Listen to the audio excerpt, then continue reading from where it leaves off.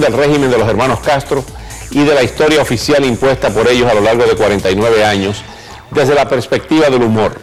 Esta noche es un verdadero privilegio presentar al prestigiado escritor y humorista Enrique del Risco, conocido como Enrisco, por ahí vino el trabalengua, profesor de historia de la Universidad de Nueva York, que nos va a contar la intrahistoria, como dicen los franceses, la petite histoire. La petite histoire, el chisme de muchos hechos, pero no como ocurrieron, sino como pudieron haber ocurrido. Lo que Francisco Herrera Luque hasta cierto punto llamó en Venezuela la historia fabulada. Desde la conquista de Cuba por los españoles hasta la muerte de Fidel Castro. También está con nosotros el diseñador del libro de Enrisco, Leve Historia de Cuba, leve, no breve, sino Leve Historia de Cuba. El humorista y artista visual o plástico Armando Tejuca. Ya le pregunté de dónde venía ese apellido Tejuca, que viene de Asturias. De Asturias.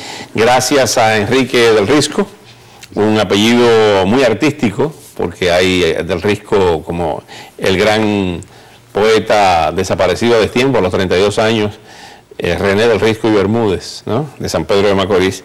Enrique es escritor y humorista cubano, profesor de historia de la Universidad de Nueva York, y Armando Tejuca, como dijimos, es humorista gráfico, artista plástico. Este es el libro, Leve Historia de Cuba. ¿Por qué leve? Leve, bueno, buenas noches. Buenas noches, disculpe. Primero queríamos hacer un juego de palabras con breve, ¿no? Hay muchas breves historias de Cuba, pero creo que Cuba se merecía, ¿no? Se merecía una historia leve, una historia donde tuvieran parte, ¿no? Donde, como usted hablaba de esta pequeña historia, ¿no? Tuvieran parte los personajes generalmente quedan marginados de la historia, ¿no? Los marginados de la historia. Y entonces es un libro donde junto con nuestros grandes próceres, Martí, Maceo, Gómez, también están, qué sé yo, músicos desconocidos, vendedores de pastillas para los nervios, macheteros locos, hay de todo tipo de personajes, el primer taíno disidente. Es una historia, como usted dijo, ¿no? Es una cronología de la historia cubana en ficción. ¿Ese disidente fue Atoy? No, un disidente de los mismos taínos. De los mismos taínos. No de los españoles, ¿no? No. Y entonces quisimos abordar cada uno de los momentos, ¿no?, más relevantes de la historia cubana según los libros de texto de historia, porque es un libro un poco para leerlo al margen, ¿no?, de los libros de historia, ¿no? El libro que leeríamos en la escuela, debajo del pupitre, ¿no?, que no nos vaya el maestro, ese es un poco el libro que quisimos crear.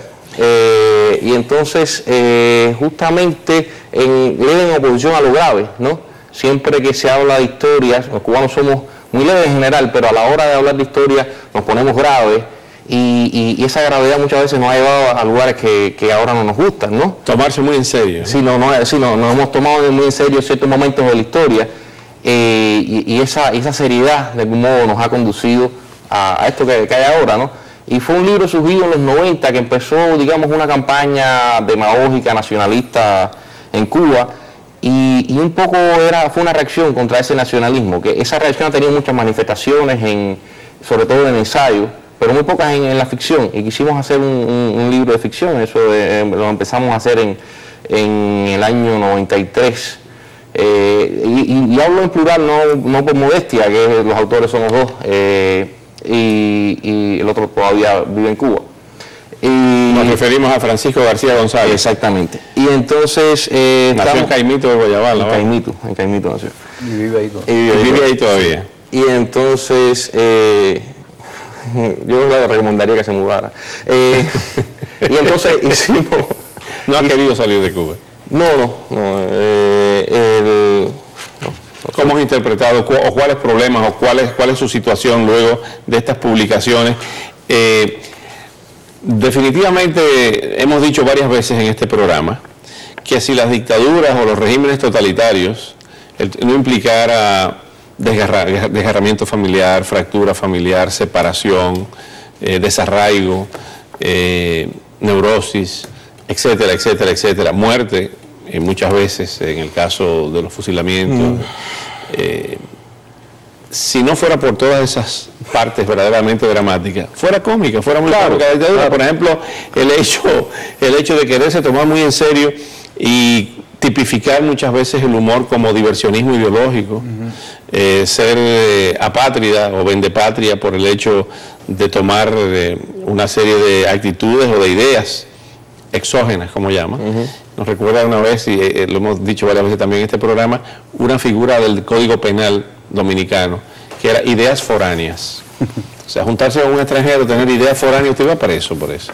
O la ley de la reintegración nativa. ¿De dónde es usted? ¿De Santiago de los Caballeros? ¿Y qué hace usted en la capital? Vaya para Santiago de los Caballeros. Ese tipo de parcelar, ¿no? Reincorporar a los nativos. Sí, reincorporar a los nativos. Si no fuera por eso, fuera muy cómico todo. ¿Cómo han interpretado el humor de ustedes? ¿Un humor irreverente? ¿Un humor que retaba lo establecido en Cuba? ¿Cómo se sintieron ustedes? Sí, es un humor obviamente irreverente, ¿no? Si no podría ser humor, pienso yo, ¿no? El humor un poco trata de sacar las cosas del lugar, ¿no? Claro. Un poco moverlas. El problema es que, de hecho, en Cuba también se tipifica cuando el primer libro que yo publiqué, el segundo, que publiqué en Cuba, había uno de los cuentos que están aquí ahora. Y ese libro, bueno, ese cuento no llegó a salir ahí. Y justamente la razón que me dio el editor fue que por ese libro, uno podía hacer, por ese cuento, hay una condena de 2 meses a 2 años, ¿no? Y porque era, como se dice, como decía, desacato contra figura, no sé qué, no recuerdo bien la forma. Sí, era como una falta de respeto a los héroes nacionales, ¿no? Pero básicamente sí, hay una especie hay una protección judicial, ¿no? Contra todo, y en general el humor siempre, en todos lados, ¿no? Se le ve con prevención. ¿En qué año salió usted de Cuba? En el año 95. ¿En el año 95? ¿Y usted? Yo en 2001. En el 2001, hace poco, hace apenas 6 años. 6 años. ¿Usted fue historiador del cementerio de la necrópolis de Colón? Entre tantas cosas, sí. Fui historiador, de primero del 90 al 91 y después del 93 al 95, sí. ¿Y hay una estratificación social post-mortem en la necrópolis de Colón? Siempre la hubo. Desde que fue fundado en el año 1871 estaba el recuadro principal, estaba la avenida principal, que era la de... estratificación que un poco que se hacía, bueno, de acuerdo al dinero que uno pudiera pagar por el espacio, y también estaba el lugar de las fosas comunes. Después de la revolución hicieron una especie de alamar, ¿no? De proyectos en esa zona donde era de fosa común, y de hecho sigue esa estratificación hasta el día de hoy, ¿no? Sí, eso. Sí, eso es. La labor suya salió en el 2001, cada vez se hace más difícil hacer humor en Cuba. Sí, no... Dice que una vez hicieron un concurso, primer premio 20 años. No, bueno, el problema es que contrariamente a lo que se piensa, que supuestamente no hay bastante censura y eso, pero yo creo que a niveles de, o sea, underground, se hace mucho humor. Se hace mucho humor en sitios, en teatro, se hace mucho humor en sitios nocturnos. O sea... Humor de crítica abierta. De crítica abierta. Y no tienen tanto problema porque ahí se reúne una cantidad de personas, se hacen chistes, se ríen y no sé, consumen y le viene bien a los establecimientos, pero a la hora de publicar o de poner algo... de masificar eso, no lo permite. Ahí es donde está el problema. A ustedes les tocó estar fuera en este momento de secreto de Estado del comandante en jefe, presidente del Consejo de Estado, presidente del Consejo de Ministros, comandante en jefe de las Fuerzas Armadas. Se nos va a acabar el programa si sigue diciendo sí, se nos va a acabar el programa si sigo dando los títulos. ¿Cuál hubiese sido el tratamiento de ustedes en Cuba y cuál ha sido, si lo han hecho, en estos meses de secreto de Estado de Fidel Castro postrado en una cama?